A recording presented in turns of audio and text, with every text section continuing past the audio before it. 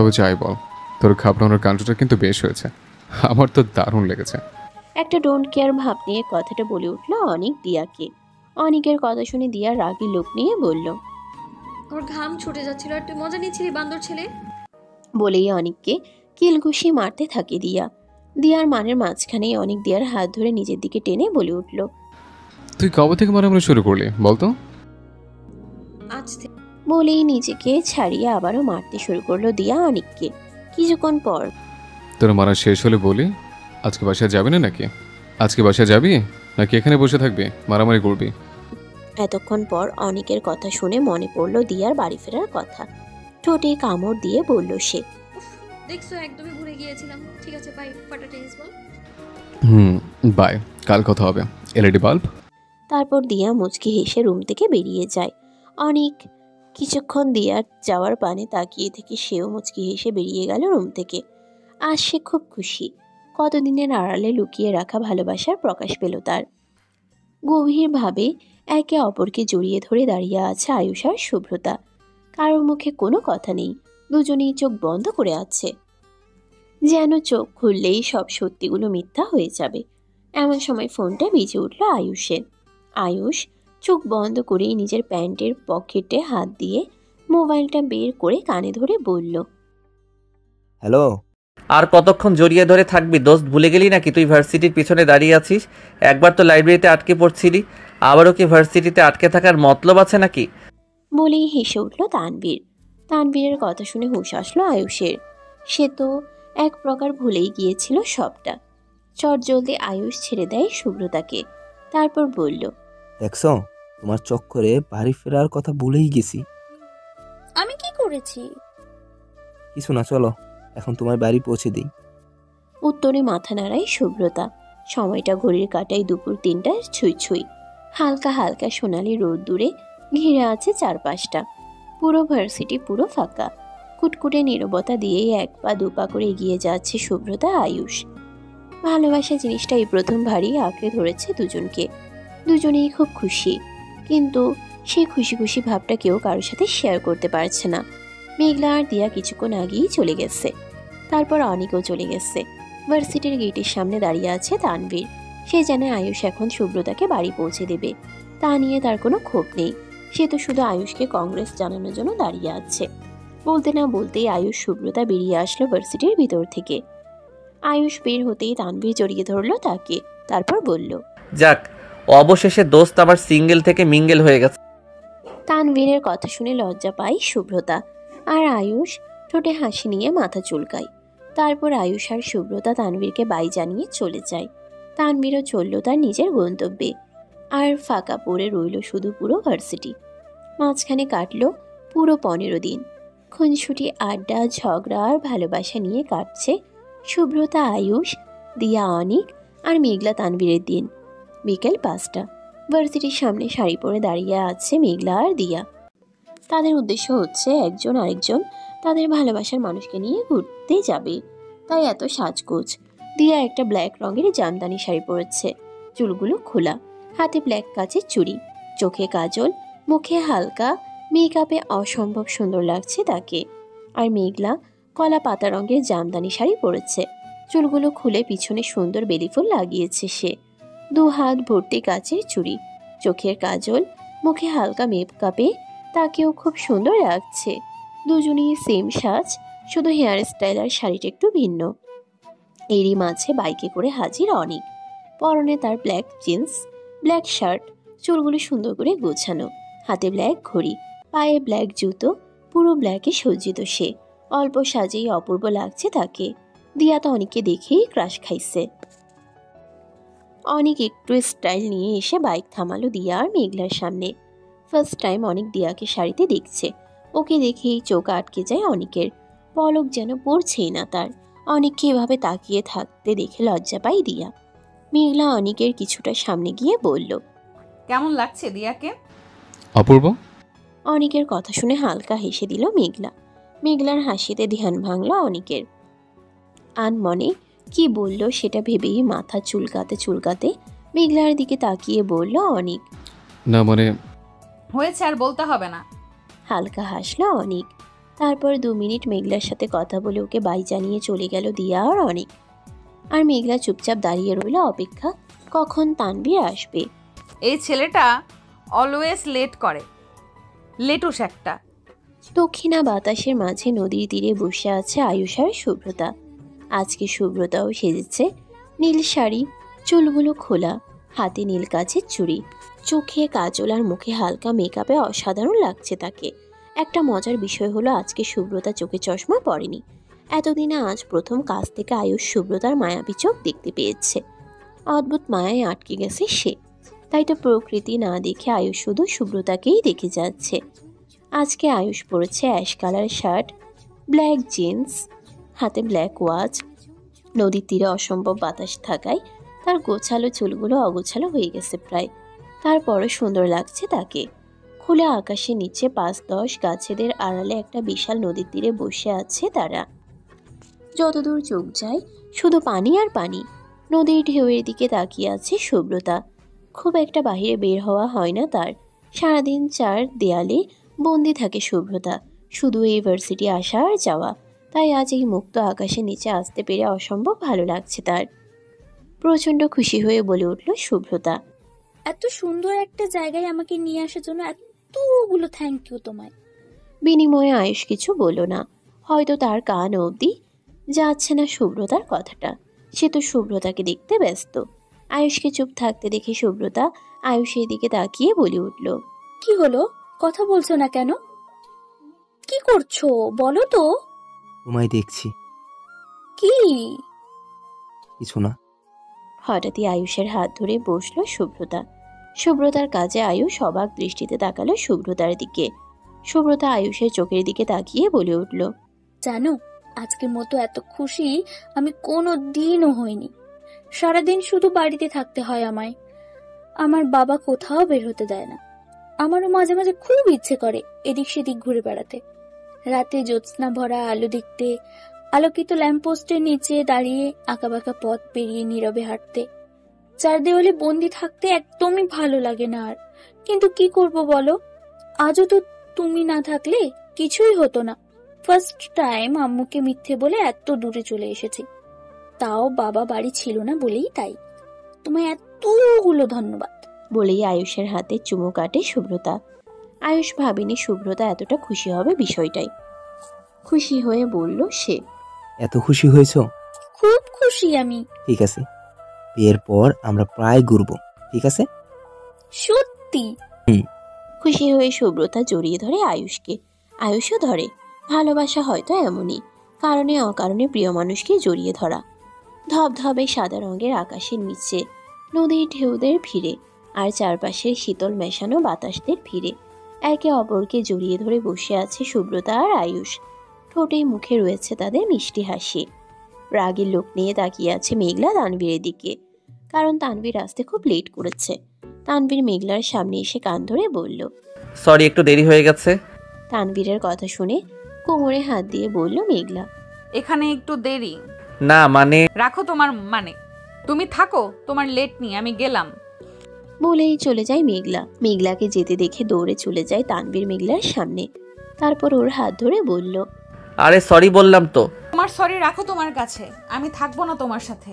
তানভীর মেঘলার হাত ধরে টেনে নিয়ে বসিয়ে দিল বাইকে। তারপর বাইক স্টার্ট দিল।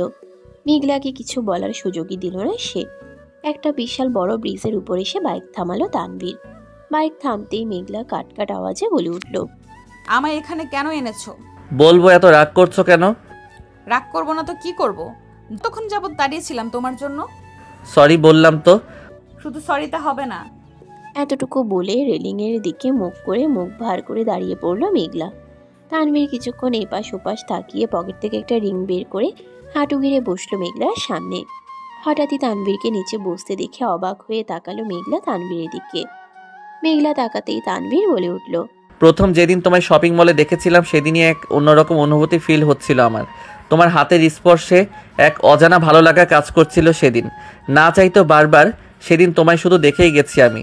তোমার সাথে কাটানো প্রতিটা মুহূর্ত আমি আজও ফিল করি মেঘুপরি। সবই ঠিক ছিল, কিন্তু হঠাৎই করে দমকা হওয়ার মতো সবটা এলোমেলো হয়ে গিয়েছিল। তোমার চোখের দেখা সত্যির মাঝে কিছু ছোট্ট ভুল ধারণার জন্য কষ্ট পেতে হলো 2 বছর। কিন্তু তারপরও তোমায় ভুলিনি আমি। আরও এই দুটো বছর তোমাকে কল্পনা করে নতুনভাবে তোমার প্রেমে পড়েছি আমি। কারণ আমার বিশ্বাস ছিল আজ নয় কাল তুমি আমার কাছে ফিরবেই।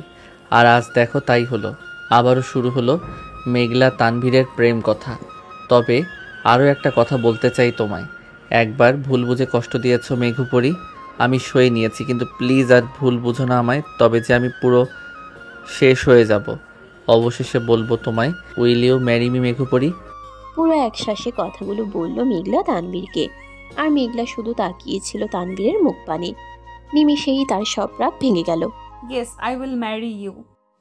মেঘলার উত্তর পেতেই তানবীর খুশি হয়ে মেঘলার আঙ্গুলে রিংটা পরিয়ে দিল। তারপর মেঘলাকে জড়িয়ে ধরে বলল, কখনো ছেড়ে যেও না মেঘুপরি। খুশি হয়ে যায় তানবীর। সময়টা প্রায় সন্ধ্যা হওয়ার পূর্বাভাস। চারপাশটা পুরো লালচে বর্ণ ধারণ করেছে। দু একটা গাড়ি টপকে চলে যাচ্ছে ওদের, সাথে হিমশীতল মেশানো ঠান্ডা বাতাস। বাতাসের তীব্রতা মেঘলা তানবীরকে ছুঁয়ে দিচ্ছে খুব, কিন্তু সেদিকে তাদের কোনো আক্ষেপ নেই। তারা তো তাদের কাছে ব্যস্ত। একের পর এক দোকান ঘুরে এটা ওটা কিনছে দিয়া আর অনেক, কারণ তারা মেলায় ঘুরতে এসেছে। রাস্তা দিয়ে যাওয়ার পথেই দিয়া দেখতে পেয়েছে এখানে মেলা হচ্ছে, আর মেলা দিয়ার খুব পছন্দ। তাই আর কোথাও না গিয়ে মেলার ভিতরে ঘোরাঘুরি করছে তারা। দিয়া কিছু চুড়ি দেখিয়ে বলল অনিককে, ফাটা টেনিস বল, এই চুড়িগুলো নেই। নেই এলইডি বাল্ব। ঠিক আছে। এদিকে দোকানদার দিয়া আর অনেকের একে অপরের আহামরি নাম শুনে চোখ বড় বড় করে তাকিয়ে আছে ওদের দিকে। দোকানদার অনেকের সামনে এসে বলল, ভাইজান, আপনারা এখন কথা বলি। বলুন। বেশ কিছুক্ষণ যাবৎ আপনাদের লক্ষ্য করছি আমি। লোকটির কথা শুনে অনেক অবাক হয়ে পড়ল। কেন? না মানে, আপনি আপনার সাথে মেয়েটিকে এলইডি বাল্ব আর মেয়েটি আপনারে ভাটা টেনিস বল নামে ডাকছে, এটা কেন? ওটা কিছু না, আমরা ভালোবেসে একে অপরকে নামে ডাকি। বলছেন ভাইজান? এরই ভিতর দিয়া ডাক দিল অনিককে। অনিকও আসছি বলে চলে যায়। এদিকে দোকানদার ভাবছে, এরা যদি ভালোবেসে এই নামে ডাকে তাহলে রাগলে কি নামে ডাকে ভাই? সময় কাটছিল সময়ের মতো। দেখতে দেখতে কেটে গেল পুরো 6 মাস। এই 6 মাসে কেটে গেছে অনেক কিছু। পাল্টে গেছে মেঘলা তানবীর, সুব্রতা, আয়ুষ আর দিয়া অনেকের জীবন। 3 জুটি আটকে গেছে তাদের ভালোবাসার মানুষের মায়ায়। 3 জুটি তাদের ভালোবাসার মানুষকে পাগলের মতো ভালোবাসে। কেউ কাউকে ছাড়া চলতে পারে না। এই 6 মাসে জানাজানি হয়ে গেছে মেঘলা, তানভীর, সুব্রতা, আয়ুষ আর দিয়া অনেকের সম্পর্কের কথা। শুরুতে সবাই একটু না না করলেও পরক্ষণেই তারা সবটা মেনে নিয়েছে। তানভীরের বিষয়টা তো আগে থেকেই জানতো মেঘলার ফ্যামিলি। শুরুতে মেঘলার বাবা মা তানভীরের উপর রেগে থাকলেও মেঘলা তাদের সবটা বুঝানোর পর তারাও রাজি হয়ে গেল। সবাই সিদ্ধান্ত নিয়েছে তানভীর, আয়ুষ আর অনেক নিজের পায়ে দাঁড়ালেই ওদের বিয়ে দিয়ে দেবে। যেহেতু অনেক আর দিয়ার সেম এজ, তাই ওদের ক্ষেত্রে রুলস হলো 3 জুটিরই বিয়ে একসাথে দেওয়া হবে, কিন্তু বিয়ের পর অনেক আর দিয়া আলাদা থাকবে। বিয়ে হবে ঠিকই, কিন্তু দুজনেই পড়াশোনা করবে। বিয়ের পর দিয়া যেমন এখন আছে তেমনই থাকবে, মানে দিয়া দিয়ার বাড়িতে আর অনেক অনেকের বাড়িতে। শুধু তাদের সম্পর্কটাকে করে দেওয়া হবে হালাল। তারপর অনেক নিজের পায়ে দাঁড়ালেই দিয়াকে পাঠানো হবে শ্বশুর বাড়ি।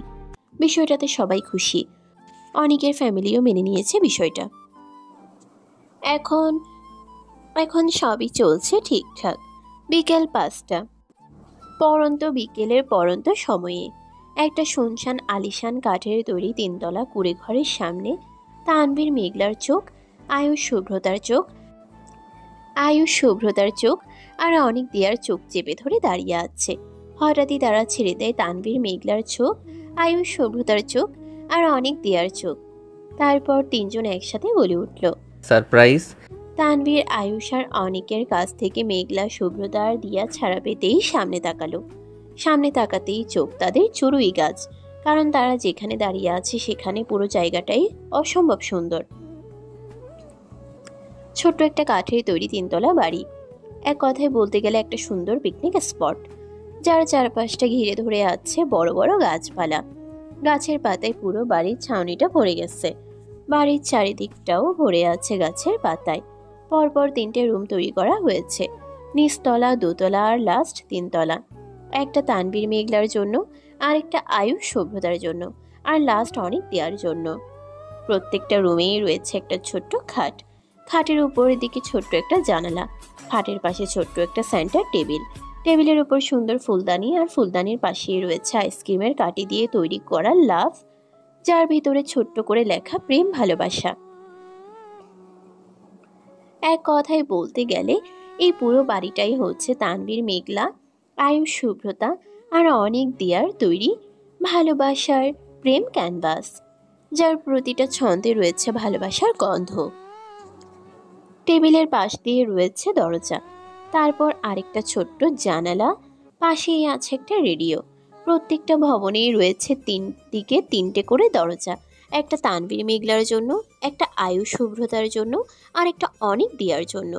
বাড়ির চারদিকে রয়েছে রং বেরঙের পাখি, সাথে পাখির কিচির মিছির, গাছের পাতার মুগ্ধ করা বাতাস। বাতাসের তীব্রতা এতটাই যে গাছের পাতা ছিটকে চলে আসছে ভিতরে। গাছের আড়ালে রয়েছে ছোট্ট ছোট্ট কাঠবিড়ালি, যেন মনোমুগ্ধ করা এক পরিবেশ। চোখ যেন সরতেই চাইছে না তাদের।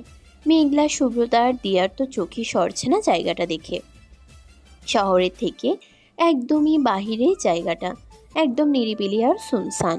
এখানে নেই কোনো ঝামেলা, না আছে কোনো কোলাহল। যেটা আছে সেটা হলো ধবধবে সাদা আকাশের নিচে বিভিন্ন গাছপালার ভিড়ে ছোট্ট একটা কুঁড়ে ঘর, যার চারিদিকটাই যেন মুগ্ধ করা। গাছের পাতা, গাছের ডালে থাকা পাখিরা, সাথে কাঠবিড়ালিদের ঘিরে। জায়গাটা এতটাই সুন্দর যে দেখলেই মনের অর্ধেক ক্লান্তি দূর হয়ে যাবে। কেমন লেগেছে জায়গাটা তোর? তানভীরের কথা শুনে তিনজনই মুগ্ধতার সঙ্গে বলে উঠল। জাস্ট অসাধারণ। ওদের কথা শুনে মুচকি হাসলো তানভীর, আয়ুষ আর অনিক। এই পুরো বাড়িটাই ওরা তিনজন মিলে তৈরি করেছে, প্লাস সাজিয়েছে। তিন জুটিয়ে একসাথে ঢুকে পড়লো ভিতরে। তেমন কিছু নেই, কিন্তু তারপরেও অসম্ভব সুন্দর ভিতরটা। বাড়ির ভিতরেও বয়ে আসছে বাহিরের গাছের পাতার শীতল বাতাস। পুরো বাড়িটা ঘুরে ঘুরে দেখলো তিনজন। উপরে তিন দিকেই রয়েছে তিনটে ব্যালকনি, যার একটা মেঘলা তানভীরের, আরেকটা আয়ুষ শুভ্রতার, লাস্টটা অনেক দিয়ার। 6টা ব্যালকনি জুড়ে রয়েছে বিভিন্ন ফুলের গাছ। তিনজনই খুব খুশি এত সুন্দর একটা জায়গায় আসতে পেরে। জানালার ছোট্ট পর্দা ভেদ করে আসছে সূর্যি মামার নিজস্ব আলো, যার কারণে আরো বেশি সুন্দর লাগছে। নিচতলায় রয়েছে 4টি দরজা, একটা বাড়ির ভিতরে ঢোকার জন্য আর বাকিগুলো দরজার সামনে বসার জন্য। নিচতলার 3 দিকে 3 দরজার সামনে থাকা সিঁড়ির উপর বসে আছে মেঘলা, তানভীর, আয়ুষ, শুভ্রতা আর দিয়া, অনিক। বাড়ির চারিদিকেই রয়েছে দরজার কাছ থেকে কিছুটা দূরে একটা করে বড় গাছ। প্রত্যেকটা দরজার কিনারা দিয়ে রয়েছে বিভিন্ন ধরনের ফুল গাছ। উপরের ব্যালকনিতেও আছে। তাই তো পুরো বাড়ির চারপাশ দিয়ে মম করছে ফুলের গন্ধ। হাতের বাম দিকে দরজা, সামনে সিঁড়ির উপর পাশাপাশি বসে রয়েছে দিয়া, অনিক। অনিক দিয়ার হাত ধরে বলল, কেমন লেগেছে জায়গাটা তোর? অনিকের কথা শুনে দিয়া অনিকের হাত নিজের কাছে এনে বলল। অপূর্ব। মুচকি হাসে অনিক। দিয়া কিছুক্ষণ চুপ থেকে বলে উঠল, আচ্ছা, বাড়িটার একটা নাম দেয়া লাগে তো? নাম তো আছে পাগলি। অনিকের কথা শুনে দিয়া অবাক হয়ে বলল, কি? প্রেম ক্যানভাস। বাড়িটাও যেমন সুন্দর, নামটাও তার থেকে বেশি সুন্দর। খুশি হয়ে যায় অনিক। তারপর পাশাপাশি বসে প্রকৃতি দেখতে ব্যস্ত হয়ে পড়ে তারা। হাতের ডান দিকে দরজার সামনে সিঁড়ির উপর পাশাপাশি বসে আছে শুভ্রতা আর আয়ুষ। শুভ্রতা প্রচন্ড খুশি। খুশি হয়ে শুভ্রতা আয়ুষের হাতের ভিতর নিজের 5 আঙ্গুল দিয়ে শক্ত করে চেপে ধরে বলল, আমার লাইফে আসার জন্য এতগুলো ধন্যবাদ, আমাকে এত ভালোবাসার জন্য এতগুলো ধন্যবাদ, আমার ফ্যামিলিতে ম্যানেজ করার জন্য ধন্যবাদ, আমাকে নতুন নতুন মুহূর্ত উপহার দেওয়ার জন্য ধন্যবাদ, সাথে এত সুন্দর একটা জায়গা উপহার দেওয়ার জন্য আরো হাজার হাজার ধন্যবাদ মাই লাভ। আয়ুষ শুভ্রতার কথা শুনে শুভ্রতার হাত তার বুকের সাথে মিশিয়ে নিয়ে ছোট্ট একটা চুমু দিয়ে বলল, বুঝলাম চাশমিশ খুব খুশি আস, কিন্তু এতগুলো খুশি দেওয়ার জন্য শুধু ধন্যবাদ? আয়ুষের কথার মিনিং বুঝতে না পেরে বলে উঠল শুভ্রতা, মানে এটাই, তোমায় এত কিছু দিলাম আর তুমি শুধু ধন্যবাদ দিলে? তাহলে বলো তোমার কি চাই? তুমি যা চাইবে আমি তাই দিব। শুভ্রতার কথা শুনে আয়ুষ হেসে বলে উঠল, ভেবে বলছো? আয়ুষ তার ঠোঁটে কামড় দিয়ে বলল, আমার কি চাই? আয়ুষের কথা শুনে চোখ বড় বড় হয়ে যায় শুভ্রতার। হাত কসলাতে শুরু করলো সে। শুভ্রতার কাণ্ড দেখে আয়ুষ আবারও বলে উঠল, তুমি কিন্তু বলছিলে যা চাইবো তাই দিবে। নিজের জালে নিজেই ফেঁসে গেছে সুব্রতা। কিছুটা মিনমিন কণ্ঠে বলল সে। ঠিক আছে। সুব্রতার কথা শুনে চরম অবাক আয়ুষ। সে ভাবতেই পারেনি সুব্রতা রাজি হয়ে যাবে। কিছুটা হতভম্ব হয়ে বলল সে। সত্যি? মাথা নাড়ায় সুব্রতা। তারপর আয়ুষ একবার তার বাম গালে হাতের ইশারায় চুমু দিতে বলে। সুব্রতাও চোখ বন্ধ করে দিয়ে দেয়। তারপর ডান গালে দিতে বলে, সেক্ষেত্রেও দিয়ে দেয় সুব্রতা। এবার আয়ুষ তার ঠোঁটে আঙ্গুল দিতেই সুব্রতা পুরো চমকে উঠল। এখন কি করবে সে? সুব্রতাকে চুপ থাকতে দেখে আয়ুষ বলে উঠল। কি হলো? হঠাৎই সুব্রতার মাথায় একটা বুদ্ধি আসলো। হালকা হেসে বলল সে। আগে চোখ বন্ধ করো। চোখ বন্ধ করবো কেন? চোখ বন্ধ না করলে আমি দিব না কিন্তু। শেষমেশ বাধ্য হয়ে আয়ুষ তার চোখ বন্ধ করে নিল। একটু একটু করে এগিয়ে যাচ্ছে সুব্রতা আয়ুষের দিকে। আয়ুষ একবার চোখ খুলতেই সুব্রতা বলে উঠল। চিটিং করলে দিব না কিন্তু। আয়ুষ সুব্রতার কথা শুনে ঠোঁটে কামড় দিয়ে বলল। সরি। সুব্রতা আয়ুষের খুব কাছে গিয়ে ওর চোখ চেপে ধরে ঠোঁটের কাছে দু আঙ্গুল গিয়েও একটা হাসি দিয়ে আয়ুষের কানে হালকা জোরে একটা কামড় দিয়ে বলল। এত তাড়া কিসের মশাই? বাকিটা বিয়ের পর। এদিকে আয়ুষ সুব্রতার কাছে আর কথা শুনে পুরো ভ্যাবাচেকা খেয়ে গেল। সে ভাবতেই পারেনি সুব্রতা এরকম কিছু করবে। আয়ুষ চোখ খুলে সুব্রতার হাত ধরে টান দিল। সাথে সাথে সুব্রতা এসে পড়ল আয়ুষের কোলে। সুব্রতা আয়ুষকে চেপে ধরে ওর কানের পাশে ফু দিয়ে বলল। ওরে পেটে পেটে এত বুদ্ধি! আয়ুষের কথা শুনে হাসল সুব্রতা। তারপর আয়ুষের নাকটা টান দিয়ে ওর গলা জড়িয়ে ধরে বলল। একটু বুদ্ধি রাখতে হয় মশাই। ঠিক আছে, বিয়েটা হোক, তারপর দেখাবো। বিয়ের কথা শুনতেই লজ্জায় লাল হয়ে যায় সুব্রতা। আয়ুষ সুব্রতার নাক টেনে দিয়ে বলল। লজ্জা পেলে তো তোমার দারুণ লাগে চাশমিশ। মুচকি হাসে দুজনেই। তানবীরের কাঁধে মাথা দিয়ে প্রকৃতি দেখছে মেঘলা, আর তানবীর মেঘলার হাত ধরে আছে। চারপাশে ঠান্ডা বাতাসে মেঘলার মাথার চুল উড়ে এসে পড়ছে তানবীরের গায়ে। চোখ বন্ধ করে অনুভব করছে বিষয়টাকে তানবীর। এমন সময় মেঘলা বলে উঠল। আজীবন এভাবেই ভালোবাসবে কিন্তু। আচ্ছা একটা কথা বলি। বলো। আমায় এত ভালোবাসো কেন? মেঘলার কথা শুনে তানবীর নীরব ভাবেই বলে উঠল। ভালোবাসার কোনো কারণ হয় না মেঘুপরি। কখন কিভাবে কার উপর কার ভালোবাসা আসবে সেটা ব্যক্তিও জানে না, সেটা সেই ব্যক্তিও জানে না। আমি তোমায় কোনো কারণ ছাড়াই ভালোবাসি, কেন বাসি জানি না, শুধু জানি তোমায় খুব ভালোবাসি আমি, আর আজীবন বেঁচে যাব। তানবীরের কথায় মুচকি হাসলো মেঘলা। তারপর তানবীরের কাঁধ থেকে উঠে ওর কপালে চুমু এঁকে বলল। আমিও তোমায় খুব ভালোবাসি। তানবীর মেঘলার কাজে খুশি হয়ে মেঘলার দুহাত শক্ত করে চেপে ধরে বলল। আমি জানি। কখনো ছেড়ে যাবে না তো? কখনো না।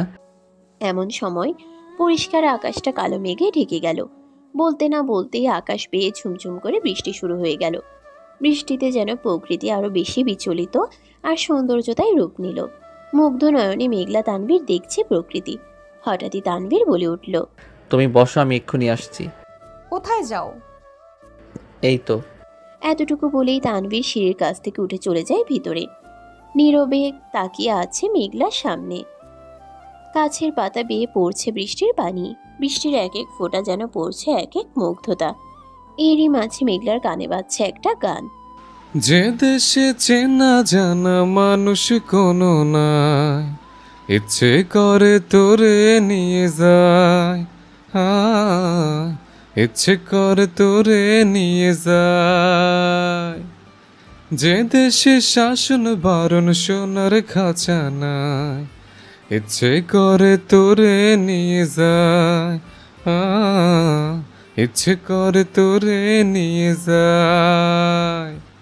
পিয়ারে জিয়ারে কথা শোনে না, হিয়াটারে কি বলে বোঝায়।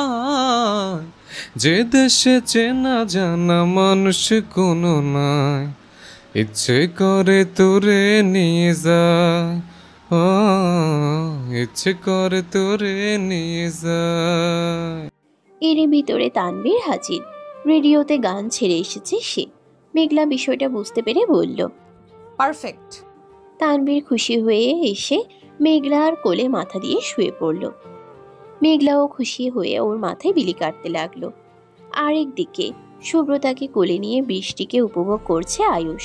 যেন ভালোবাসার মায়ায় আটকে গেছে তারা। সাথে ভালোবাসার গানও ভেসে আসছে তাদের কানে, যেন এক মন মাতাল করা মুহূর্তে। আর অবশেষে অনেকের কাঁধে মাথা দিয়ে বৃষ্টির প্রেমাচ্ছন্নটাকে উপভোগ করছে দিয়া।